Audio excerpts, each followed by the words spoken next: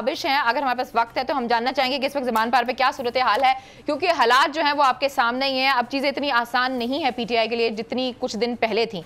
जी बताइएगा ताबिश। देखिए, बिल्कुल पाकिस्तान तहरीक इंसाफ के चेयरमैन इमरान खान की रहायशगाह के बाहर ज़मान पार्क मौजूद हो। यहाँ पर कारकुन जो है वो 2-4 आते ज़रूर हैं, उनका यही होता है कि इमरान खान से मुलाकात हो जाए, लेकिन यहाँ पुलिस की भारी नफरी तैनात की गई है।